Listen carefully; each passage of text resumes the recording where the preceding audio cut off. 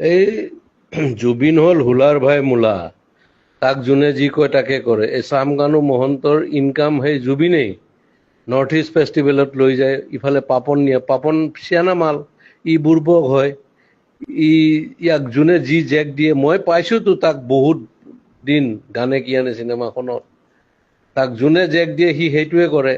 যে চামকানু মহন্তই তাক লৈ যায়, ইফালে গৰিমাই তাক যাব দিল, তাৰ চিজাৰ আছে এই মিৰ্গি। মেইন কথা কি জানো, চামকানু মহন্ত, ননীগোপাল মহন্ত আৰু এটাই ডিজিপিটোৱে 3টা শিয়াল জন্ম দিছে মাকে, দালাল। এই গোটেই হিমন্তই বেক কৰাৰ কাৰণে সিহঁতে ইমান দূৰ যাব পাৰিছে। আৰু কেতিয়াবা কংগ্ৰেছৰ পৰাই পইচা খাই আছিল সিহঁতে, বিৰাট বদমাছৰ হাড্ডি হয়, তাৰ প্ৰপাৰ্টি চালে তই মৰি যাবি। সেই সি লৈ লৈ যায়, জুবিন গলে অসমত থকা ছিংগাপুৰ চব মানে একদম হাই লেভেল পইচা দি কিনিব, অমুক কৰিব তমুক কৰিব। এই পইচা ইনকামৰ চ'ৰ্চ কিহৰ নৰ্থ ইষ্ট ফেষ্টিভেল বে? আমি জানো মাঘ বিহু, বহাগ বিহু আৰু কাতি বিহু, কিহৰ এইবিলাক? এইবিলাক ফাল্টু আমি কৰি নিছে। এতিয়া হিমন্তই দিয়কচোন তাৰ স্পষ্টীকৰণ, তাক এবাৰ ৰাইজে পালে দিব ভালকে। সি কালি ডেড বডিৰ লগত আহিব নোৱাৰে, তাক দেখা পালে মাৰিব, তই চাবি না।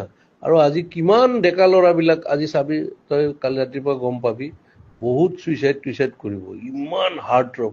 আৰে অসমৰ 3.5 কোটি মানুহ 2 কোটিয়ে তাক ভাল পায়, সি নিজৰ কাৰণে নহয়, বেলেগৰ কাৰণে। আৰু সেই দালালে তাক মানে কালচাৰেল দালাল বুলি ক'ব লাগে, সিহঁতে তাক মাৰ্কেটিং কৰি পইচা ইনকাম কৰে, তাক অলপ দি এনেই মানে জমাই মেলি মাল চাল খুৱাই মেলি পঠিয়াই দিয়ে। সেইটোৱে ধান্দা। এতিয়া গৰিমাক প্ৰেছাৰ দিব ইহঁতে যে এনেকে কবা তুমি, তেতিয়াহি তাইতো যোৱা নাই। অৰিজিনেল কথাটো এয়া বহুত বহুত এয়া আছে, মানে তাত কি ক'ম আৰু।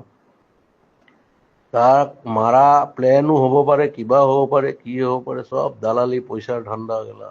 অসমখন চেচ। এটা সি অনুষ্ঠান আছিলতো, তাৰ গান এই লাষ্ট চিনেমাখনৰ ভাইমন দাৰ গানটো সি কি চলিড বনাইছে এই বেমাৰী অৱস্থাত। তাৰ পটাছিয়াম কম থাকে, কিবা কম থাকে। এই নেম কেয়াৰৰ ডক্টৰজনে কৈছেতো এনেকুৱা এনেকুৱা কথা, পানীত যাব নালাগে, তাৰ এয়া আছে, এই চিজাৰ আছে, এইবিলাক মানে কি কবি আৰু। ই চামকানু মহন্তই চেচ কৰি দিছে গোটেই অসম, আধা লুটিছে সিহঁত। ইফালে হিমন্তই লুটা বুলি কয় নহয়, হিমন্তই এনেকুৱা চান্স যে ডিজিপিটো কিনি আছিল চোৰটো এটা, সি খালে পেটলাটো, আৰু মাজতো ননীগোপাল মহন্ত সেইটো কি বনাই দিছে। আৰু এইটো ই প্ৰথমতে জিঅ' টিউব দি পেলাই মাৰিলে কোটি কোটি টকা, সেই তেতিয়াৰ দিনতে। এয়া হ'ল, এয়া কি কবি আৰু, অসমীয়া মানুহৰ দুৰ্ভাগ্য। আজি দিন আজি বহুত বেয়া লাগিছে, মানে তাৰ গান শুনিয়ে 90 দশকৰ বিলাক ল'ৰা ছোৱালী ডাঙৰ হ'ল। আমিতো বাৰু চবৰে শুনিছোঁ, কিন্তু তাৰ গান শুনিয়েই মোৰ ল'ৰা চব ডাঙৰ হ'ল। আনকি আমাৰ ছাইডত মিস্ত্ৰীয়ে ৰং কৰি আছিল, সিদিনাখন মোবাইলত তাৰ গানেই বজাই আছিল।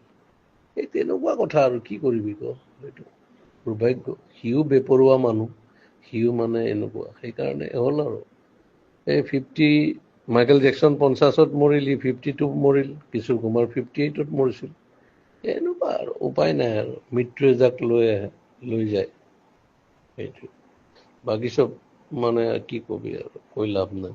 মুঠৰ ওপৰত এই চামকানু মহন্ত বোলাটোক ৰাইজৰ মাজত এৰি দিব লাগে, কেলা কোবাই কোবাই মাৰিব লাগে। তাক 3টা মহন্তক মাৰিব লাগে সিহঁতক, এই 3টাই চেচ কৰি দিছে ভিতৰেদি।